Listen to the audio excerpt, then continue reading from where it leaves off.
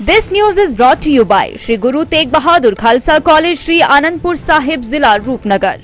जिला बिलासपुर के श्री नैना देवी विधानसभा क्षेत्र के अंतर्गत सलोआ ग्राम पंचायत की सड़क की खस्ता हालत के चलते गुस्साए लोगों ने दो टूक नेताओं को चिताया, अगर सड़क नहीं तो वोट नहीं। लोगों का कहना है कि चुनावों के समय बड़े बड़े वादे नेता उनके साथ करते हैं, लेकिन आज तक इस ग्राम पंचायत की सड़क का निर्माण नहीं हो पाया। आज भी लोगों को अपने आपातकाल में मरीजों को डोली में उठाकर मुख्य सड़क तक पहुंचाते हैं। सड़क की खस्ता हालत के चलते कई बार गांव के कई लोगों ने हॉस्पिटल पहुंचने से पहले ही दम तोड़ दिया। ये देखो हमारे रास्तों का हाल, ये जो पंचायत है, पंचायत वाले प्रधान जो भी है, ये बूटा ठाक के ले जाते। कौन सी पंचायत है ये आपकी? कौन सी पंचायत है? ग्राम पंचायत सलोआ, डाकखाना सलोआ, जिला बिलासपुर, हिमाचल प्रदेश। प्रधान भी जब भी इलेक्शन आते हैं तो वोटा ठाक के ले जाते। कोई भी मतलब पार्टी हो, चाहे कांग्रेस हो, चाहे बीजेपी हो, चाहे कोई भी पार्टी हो, वो भी हमारे से वोटा ठाक के ले जाते, फिर मुड़ के मुँह नहीं दिखाते हमारे को, हैं जी। ये देखो हमारे रास्तों का हाल, इसी रास्ते की वजह से कम भी 5-7 मौतें हो चुकी हैं, लेकिन हमारे इसलिए मतलब मौतें हुई कि हम सड़क के किनारे नहीं पहुंचा सके मरीज को, हैं, और रास्ते में ही मतलब हो जाते हैं। हाँ, और स्कूल भी है, जबकि ये हालात रास्तों सलोआ तहसील नैना देवी, जिला बिलासपुर से रहने वाले हैं, और हमारे रास्ते का यही हाल है शुरू से लेके आज दिन तक। और 2-4 हादसे इससे पहले भी हुए।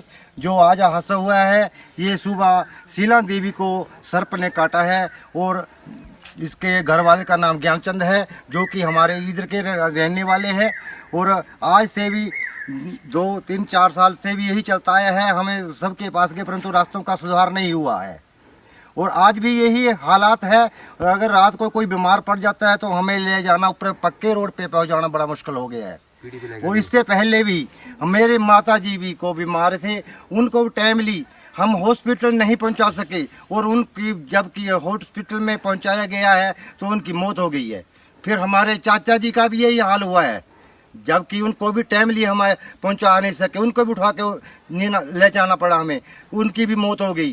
फिर हमारे पापा जी भी बीमार गए, परंतु उनको हम चंडीगढ़ टाइम सिर पहुंचा सके, ताकि उनका इलाज चला और टाइमली हम पहुंचा सके उधर लेके चंडीगढ़ में। और आज शीला देवी का भी हाल हुआ है, जबकि इधर कोई साधन था, फिर हम 5-6 बंदे इकट्ठे होकर गांव वालों को वाद्य डाल कर इकट्ठे किया और उनको उठा के पक्के रोड पे तक पहुंचाया। जबकि यहाँ पे सीनियर सेकेंडरी स्कूल सलोआ, जबकि ये 68 सन से बना हुआ है, 1968 का बना हुआ है, और यहाँ स्कूल के साथ हॉर्टिकल्चर डिपार्टमेंट भी है, वो ये भी बहुत पुराना डिपार्टमेंट है। और स्कूल के पास प्राइमरी स्कूल भी है साथ में, और साथ में आंगनबाड़ी स्कूल भी है। तो इधर को कोई भी आए ले जाने का कोई साधन नहीं है। और आज दिन के जब इलेक्शन का टाइम आता है तो मंत्री कहते हैं हम रोड बना देंगे, फलाना कर देंगे, ऐसा कर देंगे, कोई काम नहीं होता है हमारा। जब इलेक्शन का टाइम होता है, रोड को मशीन लगाते हैं, रिपेयर करते हैं, मिट्टी डालते हैं और रोड चालू कर देते हैं। और पीछे अभी स्कूल के टीचर बीमार हुए रात को, हमारे ये बिलासपुर के रहने वाले मैडम जी थे, हमारे घरों में रह रहे थे बेचारे, उनको आधी रात को भी हम ले जाने की प्रशंसा बढ़ गई, हमें भी कैसे ले जाया जाए, और बारिश पड़ी थी, परंतु उनको हम डॉक्टर को भी लेके आए, इनको भी उठा के ले जाना पड़ा हमें, तब कि इनको टाइम से दवाई था टाइमली हॉस्पिटल पहुंचाया गया। जब रोड हमारे रास्ता नहीं बनेगा तो हमारे पास कुछ भी नहीं मिलेगा। जब जो हमारा काम करेगा उसको हम वोट देंगे।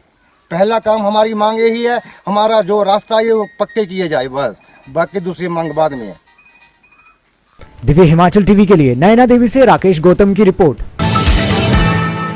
देवभूमि हिमाचल में शिक्षा प्राप्त कर रहे विद्यार्थियों की जानकारी के लिए श्री गुरु तेग बहादुर खालसा कॉलेज, श्री आनंदपुर साहिब, जिला रूपनगर, ऑटोनोमस, जो कि नेक द्वारा A ग्रेड प्राप्त, भारत सरकार द्वारा स्टार कॉलेज स्टेटस प्राप्त, भारत में 56वां और पंजाब में 3रा रैंक। इसी के साथ पंजाबी यूनिवर्सिटी से मान्यता प्राप्त उच्चतर शिक्षा संस्थान सफलतापूर्वक चल रहा है।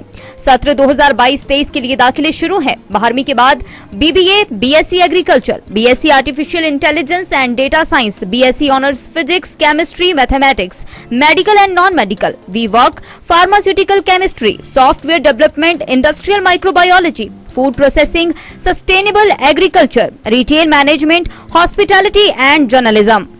BCom, BCom honours, BCom accounting and finance. इसके साथ ही स्नातक पाठ्यक्रम में किस विषय में विद्यार्थी अपनी रुचि अनुसार चयन कर सकते हैं।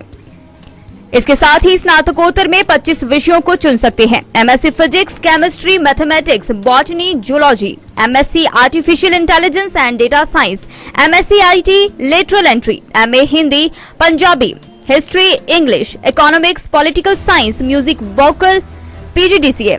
इनमें से चुने हुए विषयों के आधार पर छात्रवृत्ति प्राप्त कर सकते हैं। 90% अंक प्राप्त कर चुके विद्यार्थियों को कॉलेज अपनी तरफ से सहायता अनुदान देता है। इसके अतिरिक्त बस सुविधा, हॉस्टल की व्यवस्था भी उपलब्ध है। इन स्कीम में से centrally sponsored scheme for HP students, SC, ST, OBC and general category के लिए उपलब्ध है।